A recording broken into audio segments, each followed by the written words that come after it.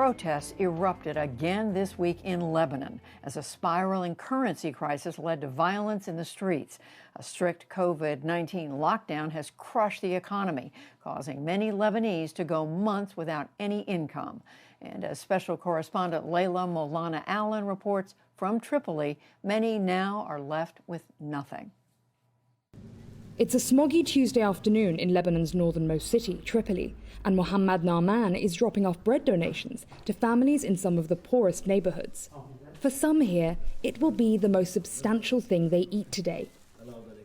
As Lebanon's economy plummets, local charities are overwhelmed trying to provide for desperate families' most basic needs.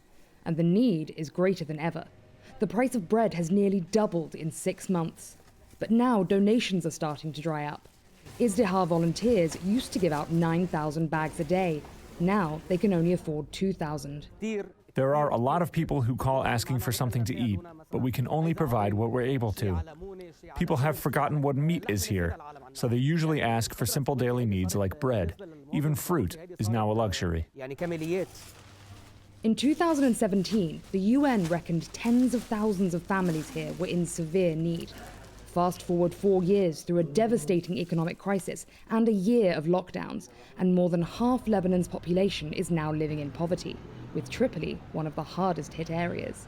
Tripoli is the poorest city in the country. Its residents have long felt neglected by the government, and now it's asking them to stay inside while doing little to help them survive. The cry here has become, "I'd rather risk coronavirus than starve to death." Other countries compensate citizens during lockdowns. What do we have in Tripoli? Nothing. Tripoli is now a beggar's city, and the politicians pay no attention except during elections. Even as life becomes increasingly unaffordable, the barest necessities, like bread, fuel, and medicines, are still being subsidized by the government.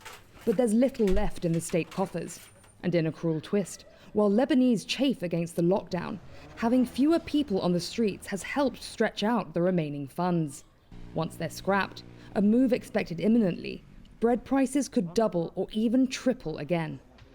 One family Mazen helps, the Ibrahims, live in a 3-room apartment in the rundown Jabal Mohsen neighborhood. In the past year, each of them lost their jobs one by one. The lockdown was the final blow, stopping Elham's cleaning work. Now, they've been without income for weeks. They're surviving on handouts and never know where their next meal is coming from.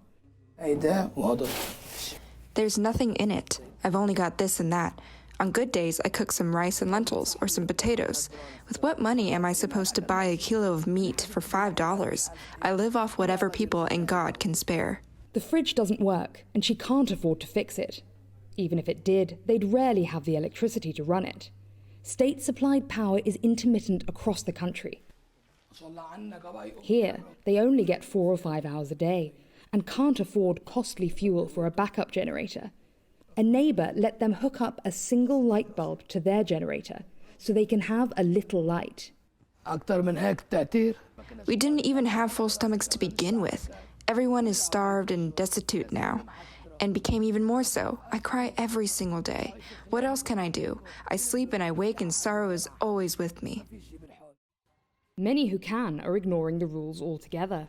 Khalid Bawab hasn't closed his hair salon for a day since the start of the lockdown. We're struggling to survive. How can we shut our businesses for weeks straight? He knows he could be fined or arrested for breaking the rules, or catch the virus with no health insurance to get treatment. But it's a risk he feels he has to take, hoping he'll earn enough to feed his family for another couple of days. We're not thieves or terrorists. I just want to be able to make ends meet. No one's helping, certainly not the government. And that anti-government anger is boiling over onto the streets. Every night for nearly a week after the lockdown extension was announced, Tripoli's central El Noor Square was flooded with protesters facing down tanks. Rocks and Molotov cocktails flew at riot troops. Public buildings were set ablaze. They called for the fall of the government. Our government doesn't bat an eyelid and abandons us penniless and starving. Still, they expect us to follow these rules when we're already suffocated by unemployment. The people here have had enough and no longer care about any pandemic. We're already dead. Parliament's only response: to deploy even more security forces. One young man was killed when they opened live fire. The square where he bled to death is still plastered with pictures of another young Tripolitan killed in that same square less than a year ago, protesting for similar demands. Bread, work, dignity. But for Elhan, the time to fight for a better life has come and gone. What good came of that? They're expressing their anger, but unfortunately no one is listening. They can feel free to set fire to the whole country, but these politicians are still safe in their homes, doing nothing. We're the ones who pay the price. For the PBS NewsHour, I'm Layla Milana Allen in Tripoli, Lebanon.